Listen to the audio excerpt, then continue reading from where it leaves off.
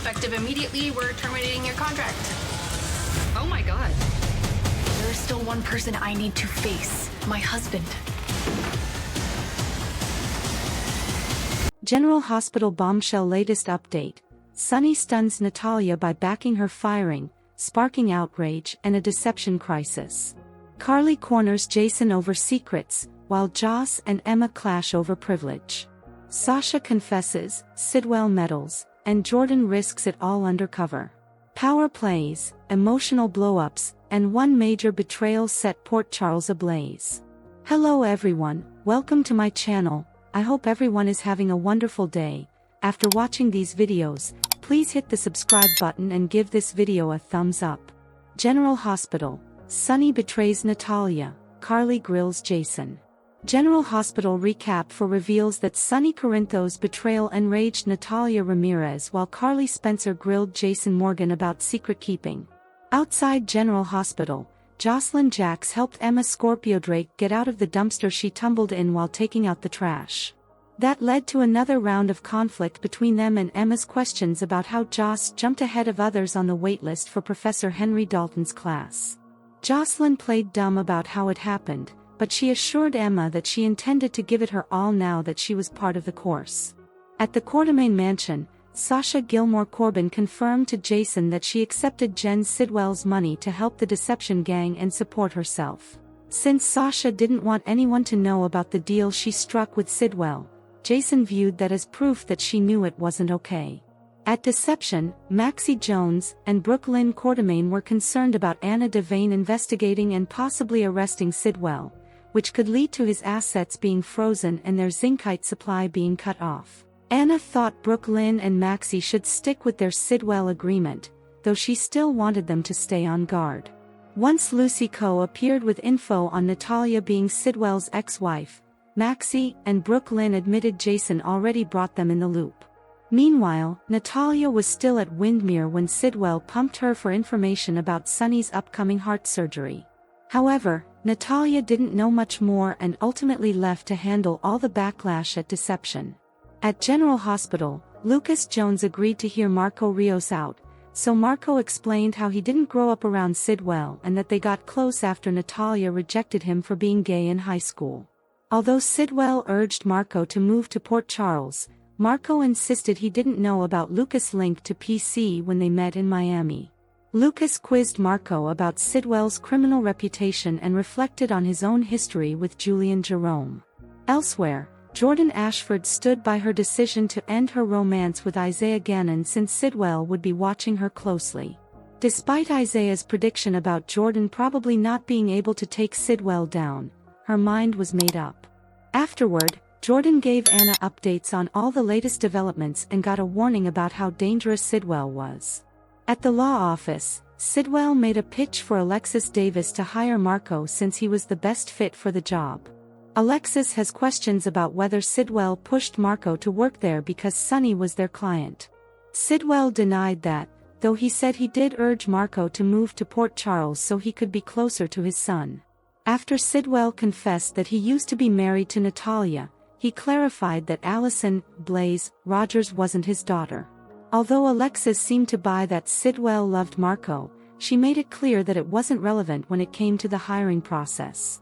Before Sidwell left, he assured Alexis that Marco hadn't done anything illegal and sang his son's praises a bit more. At Deception again, Lucy spoke with Maxie and Brooke Lynn about their options. It was decided that they couldn't cut ties with Sidwell, but they had to figure out what they would do about Natalia. At Carly's place, she stood her ground on going with Sonny when he had his surgery in Los Angeles. Carly suggested a cover story related to Michael's treatment and felt confident they could sell that no problem. Once Natalia headed to the Deception office, she downplayed her deception regarding Sidwell and tried to smooth things over. Sonny eventually showed up at Brooke Lynn's request, so he was present when Maxie announced Natalia's CFO contract was terminated. When Sonny refused to stick up for Natalia, she considered it a betrayal and stomped off over her firing. Later, Natalia met up with Marco to complain about Sonny's actions along with Sidwell's now that her life in PC had been derailed. Once Carly summoned Jason to her house, She confronted him about being left out of the loop on Sonny's heart condition until now. Carly worried it was because of all the lack of trust regarding Jack Brennan and her relationship with him. However, Jason argued that Sonny wanted Carly in the dark. Plus, Jason essentially didn't want to drag Carly back into Sonny's drama and make her feel she had an obligation to be there for her ex. Carly made it clear that she'd always support Sonny and revealed that she was going to LA with him for his procedure, so Jason approved. Talk turned to Natalia and how much she might have told Sidwell about Sonny's condition, so Jason said they had to assume she'd spilled everything. GeneralHospital spoilers say Sonny's LA trip will lead to some disturbing news, so stay tuned. Today's next update, Maxie fires Natalia from deception, and Lucas wants answers from Marco about Sidwell. Today on GeneralHospital, Joss and Emma have a heart-to-heart. Sidwell goes to bat for Marco with Alexis, and Carly and Jason worry what Natalia's told Sidwell. Joss finds Emma in a dumpster out back of GeneralHospital and offers her a hand getting out. She fell in taking out the trash as part of her community service. Joss goes to head out, but limps, and Emma asks if she hurt herself helping her out of the dumpster. Joss explains she did this during a hike on Easter Island. Emma can see she's in pain, so why doesn't she have crutches? Don't they go with her outfit? Joss says her ankle was just fine until she helped her out, and asks why Emma is always so angry with her. Emma yells she's sick of Joss getting everything she wants. First, it was the Easter Island trip, then it was getting into Dalton's class ahead of those on the wait list, and after the class began. Everything always works out for Joss. Joss notes that is what she thought about Emma when they were kids. She says Emma was perfect and could do no wrong. Emma argues that's because she was always doing what everyone wanted her to do. Joss laughs now she's a criminal with a rap sheet, and Emma giggles. Emma admits she was always jealous of Joss growing up. Joss got to go surfing in Australia, had adventures, and was fearless. Joss wasn't afraid to push the boundaries, and she was a good little rule follower. Joss admits she was jealous of Emma, as she got what she wanted and never had to break any rules or push things. Emma asks for the truth. How did she really get into Dalton's class? Joss doesn't know how she got in, but she asked for no favors. Emma assumes PCU is just keeping her dad happy in hopes of his funding a new sports center. Joss again states she doesn't know how she got into class, but now that she is going to work her ass off. She says she'll see Emma in class and takes off. Deception deals with a liar. At Deception's office, Maxie and Brooklyn ask Anna what she means when she says she'll take care of Sidwell, and how bad this guy is, given he is their supplier of zincite. Anna explains that Sidwell is using them to represent himself as a legitimate businessman, so their dealings with him will be above board. She suggests they stay the course with him, but don't trust Sidwell. Anna heads out when Lucy arrives with news about Natalia. Maxie and Brooklyn inform her they already know, thanks to Jason. Jason gives Sasha something to think about. At the Quartermain mansion, Jason asks Sasha if she sold out to Sidwell, and if that was where her stash of money came from. Sasha admits she did. He asks why she'd lie to her friends about him and take money from Sidwell. Sasha explains she didn't exactly lie. Her mother provoked Sidwell to do what he did, and Deception desperately needed that zincite, so she downplayed his actions so Deception could succeed. Jason tells her that she didn't have to take Sidwell's money, and both he and Michael have told her they have her back. Sasha insists she needs to take care of herself, and she doesn't want charity. She says she took money from Sidwell and is done with him. Jason says the fact that she doesn't want people to know what she did means she isn't okay with it. At Windmere, Jens learns from Natalia that Sonny needs heart surgery, but she doesn't know how serious it is. He assumes that means it's serious if he didn't trust her with that information. She says she has to do damage control at Deception and storms out. Lucas grills Marco. At the hospital, Marco meets with Lucas to explain the situation with his father. Lucas states Sidwell has hurt many of his friends and family, all of whom think he's a criminal. Marco explains that he never grew up with his father, as his mother kept him away from him. Then, in high school, his mother rejected him because he was gay, and that's when he reached out to his father. Lucas is sorry and briefly mentions his history with Julian. Marco explains that when his father told him recently that he was moving to Port Charles, he suggested that Marco do so as well, so they could be close. Lucas asks if Marco knew who he was when he bought him that drink in Miami. Marco swears he didn't know Lucas lived here, and in Miami, he just liked the connection they had. He never thought he'd see him again. Lucas asks if Marco works for his father. He admits he is his father's business attorney. Lucas inquires if Sidwell is a criminal, and if Marco knows. Marco states that he has no evidence to suggest he is, but Lucas notes that's a well-crafted legal answer. Lucas explains his issue with his father's criminal history, which is why they were estranged when he died. Jordan brings Anna up to speed. In a courtyard next to the hospital, Isaiah doesn't want his and Jordan's relationship to end over Sidwell. She explains that she can't take the risk of being caught dating him, and Sidwell will likely have eyes on her. She says she is in a unique position to stop Sidwell. Isaiah says the man has never been nailed for any of his crimes, so the chance of her bringing him down is slim to none. Jordan says she has made her decision, so Isaiah tells her to be careful when he realizes he can't change her mind. He walks away from her. Anna arrives and finds Jordan upset. She asks if everything is okay. Jordan tells Anna she just broke up with Isaiah.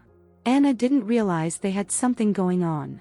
Jordan says she really liked him, but then Jens came to town. Jordan thought she and Isaiah could keep seeing one another on the down low, but that can't happen now. Anna asks what changed.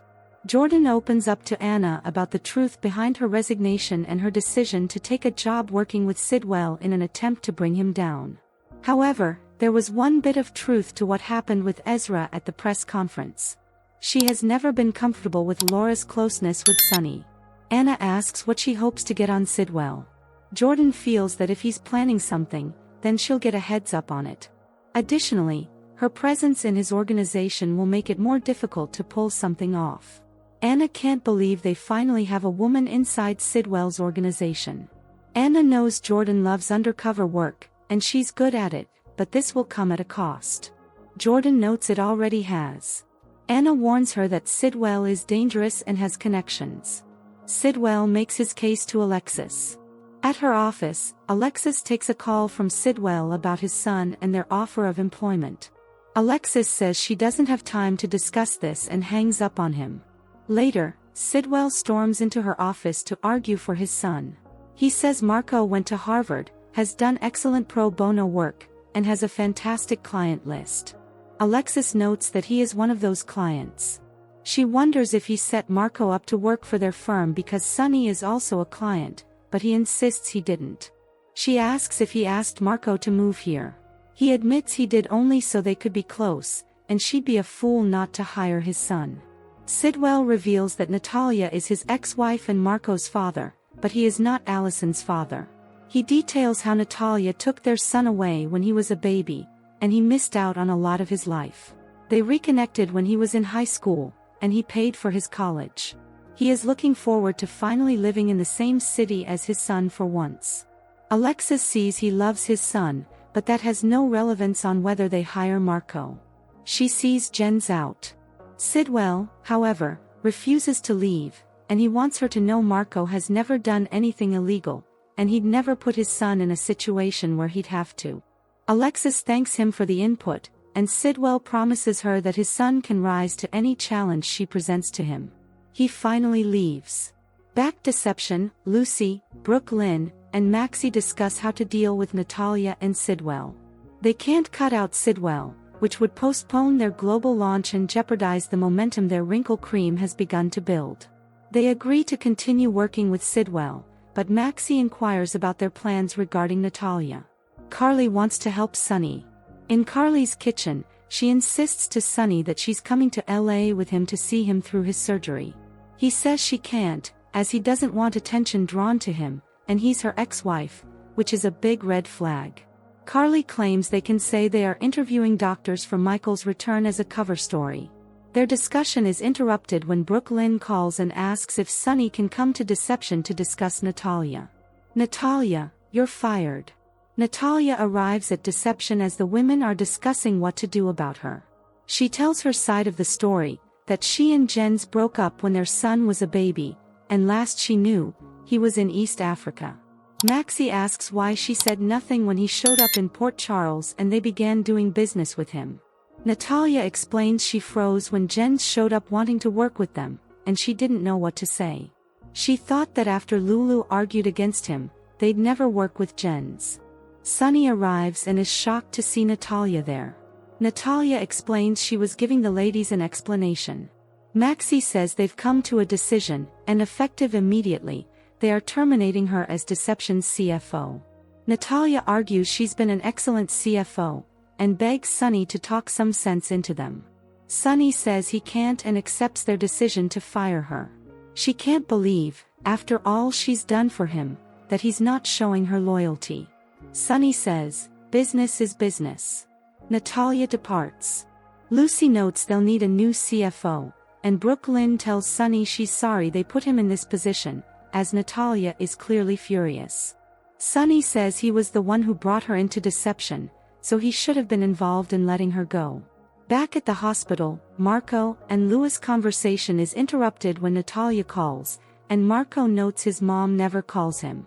Lucas gives him privacy, and Marco asks his mom what is going on. Natalia soon shows up and vents to her son that Sonny turned her back on her like she was nothing, and now she's been fired from Deception. She says his father had a hand in that, too, and just blew up her entire life in Port Charles. Jason and Carly worry about Natalia. Back at Carly's, Jason arrives, noting he got her texts, and asks what's wrong. Carly tells him that she has just found out about Sonny's heart condition and his upcoming surgery. She asks how long he's known. Jason has known since before what happened at the penthouse, and Sonny didn't want anyone to know. Carly asks how Natalia became privy to everything. Jason explains that she found him having an episode and helped him with his medication. Carly again wants to know why she wasn't told, and Jason reiterates that Sonny didn't want her to know. Carly asks why they didn't trust her, and if it's because of Jack. Jason tells her that she and Sonny were separated, and he knows what happened between him and Nina hurt her. He didn't want her to feel she had to take care of Sonny or be there for him. She thanks him for thinking about her feelings, but she'll always love Sonny, especially as they have kids. She reveals she's going to LA with Sonny and it's her choice. She will always be there for him, and he'll always be there for her. Jason is glad she's going as Sonny will need more help than he thinks he does. Carly admits she's worried that Sonny told Natalia too much, and what she's told Sidwell. Jason has to assume that Natalia's told her ex everything. On the next General Hospital, Christina ponders confessing and tells Lucky it's the only way she'll free herself. Curtis asks Trina, is that something you can do? Alexis tells Diane, the best option is to leave it alone. Kai tells Drew, if you think it's a good idea, I'm in. Nina asks Carly if they agree on the plan. Jason urges Willow to face Michael to try and end this war once and for all. Ava, wearing some bling, states, Ava Jerome is back. Thanks for watching, General Hospital fans. If you're loving the drama in Port Charles, smash that like button, drop your theories in the comments, and don't forget to subscribe. More explosive updates are coming soon.